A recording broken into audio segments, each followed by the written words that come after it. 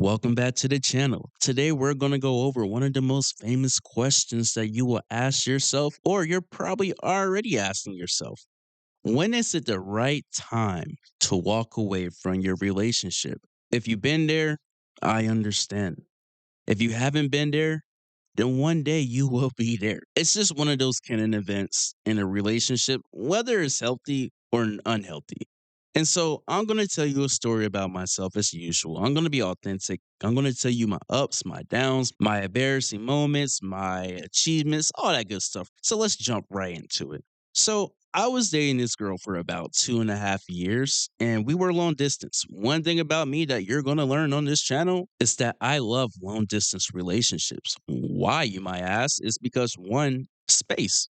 I love my space. We get to have our own space without either one of us interfering with it 24/7. And the other reason why is because it's easier to live our own separate lives. When you're in a relationship that's not long distance, you tend to lose your identity more and the less space you tend to have. Of course, one day I want to get married, and long distance, it's not going to work. But back to the story. So, me and this girl, like I said, long distance, 2.5 years. In the beginning, it was beautiful, right? We actually met on a dating app.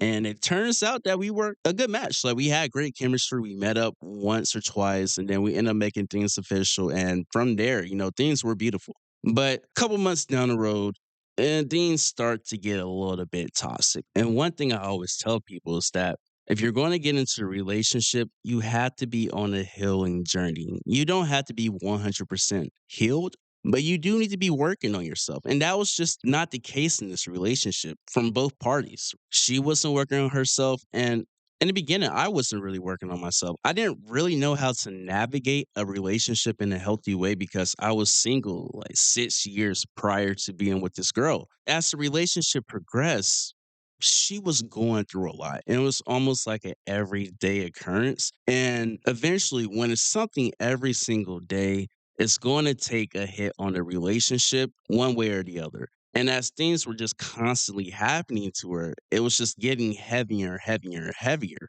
And the burden that was just thrown upon me, whether it was intentional or not, it weighed me down. And I lost myself. We would visit each other often, but the problems outweighed the good. And when it comes to that point in a relationship, that's when you need to start thinking about you. Our relationship had a lot of ups and downs. It had a lot of questionable moments. And like I said, we had good chemistry. We would go on dates, we will create these intimate, bonding moments. We would do what any other relationship would do. The foundation wasn't solid. I made my mistakes, she made her mistakes. And this is one relationship that I will go into detail when it comes to one of my future videos. And mind you, this was the first relationship I ever had that hit the 1 year mark without breaking up. It was an achievement for me. But as I look back on it, was it really? And I was like, okay, we made it to 1 year. That's amazing. But looking back on it in that 1 year, and there's just so many things wrong. She couldn't keep a job. Her living situation wasn't the best. She didn't really have any money. She was depressed, and there's a lot of other stuff going on. And when you're dealing with someone like that, as a man, you want to be there. And so I was there. I was helping her pay her bills, making sure she get Ubers and, just having money just to go out. And mind you, I wasn't making a lot of money back then. I was working at StockX. We were making like $16 an hour. And mind you, she's a whole human being. She has her own bills, her own problems. And so when she couldn't keep a consistent job, it was just, it wasn't great. And I'm not saying you have to give up on someone, but you do have to make an effort to try and just to see if things will work out. I just stayed. And that pattern just kept going on. Nothing was getting better. And it got to the point where I was mentally checked out. I didn't really want to be in a relationship anymore. It's not that I didn't want to be a provider, but I couldn't provide the way I wanted to. And was she even worthy of me spending so much money on her or just like sending her money to help pay for her stuff? And looking back on it, it wasn't. And I lost who I was in that relationship. And that's something I would never do again. It took this one final incident to happen. We're just in that weird gray area. If you ever been in it, it's like you're not in a relationship, but you are in a relationship. You really don't want to deal with anybody else. And you're just kind of like in that limbo stage. And this situation, she ended up getting drunk, blacked out. One day she texted me or called me and pretty much said that, hey, I'm pregnant and the kid is not yours. What's so heartbreaking to hear?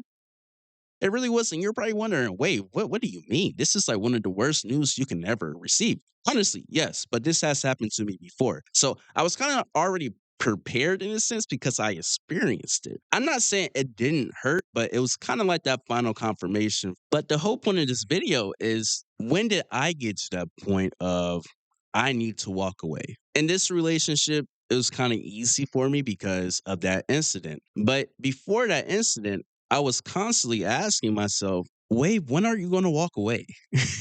And so, one of the first signs I'm going to tell you is that you close off, the communication falls off, and you go from having these productive and deep conversations, being really interested in that person's life, to being aloof, being distant, not really caring if they text back or not. You don't really rush to communicate with them in terms of texting back, FaceTiming them, anything like that, because you're 1 foot in, 1 foot out.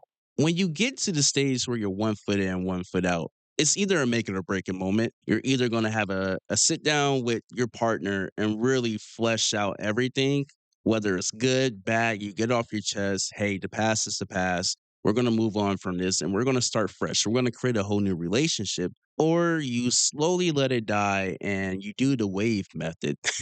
You let them break up with you. I am notorious for letting women break up with me. I don't like to be the heartbreaker. That's just not me. That was the first sign, lack of communication. The second sign for me is questioning, do I see myself with my partner forever till death do us apart? Do I see myself getting married, having kids, just having a family, building together? And it got to the point where I stopped feeling like that. And I was kind of angry at myself for a little bit. Like, man, I invested so much, not just money, but time, emotions, and, sacrifices. And that just comes with any relationship. You just got to be willing to lose out sometimes. And like I said, it got to the point where I didn't see a future with her anymore. No matter what we did, I just knew in my heart that, hey, you're not the one for me. I just don't see myself being with you. And it's a sucky situation to be in. I'm not going to lie to you. Because when you really love someone, and if you're the partner who is loving unconditional, it's heartbreaking. And, that's like where the heartbreak comes into play. I went through that heartbreak. And so I was okay with leaving because I went through the pain. I was grieving in the relationship. Like I said, man, it's super sad to, experience. In the moment, you're just not really thinking about it as much. But after it passed and you really contemplate on the entire relationship, you're just like, man, what we had before it was beautiful. It was harmony. And look at us now. It's gone. It's life changing. I'm not gonna lie to you. It's life changing. It alters your way of love, your way of thinking, and just the way of who you are. Sign number three for me was I lost myself. I kind of put myself on a back burner. I was just too focused on her. And when you're too focused on your partner and you're not really focusing on yourself, that's just the end of a relationship. Honestly, in my opinion, it gets to a point where I call it point Nemo, no point of return. And that's one of the biggest signs for me is losing yourself, losing your identity to this relationship, not prioritizing you. And it's to the point where there's no going back. And I would say the final sign, there's a lot more. This is what I was feeling like. And the final sign was me wanting the relationship to end. You can call me a coward. I don't really care. Well, if you don't want to be in a relationship, then don't be in it. Yeah, listen, I say that advice to people all the time. One thing about me, I'm a hypocrite. I really wanted to be out that relationship, but because of who she was as a person and what she's been through, I was seeing her as a human rather than a partner. And I just knew that. Once I left, life was going to be terrible to this person. And it has been. And I think that's why a lot of people tend to hang on to relationships, even though they're dead, is because you really don't want to hurt that other person. And so I want you to ask yourself this question. I think this is a good question to ask yourself. Do you really love this person?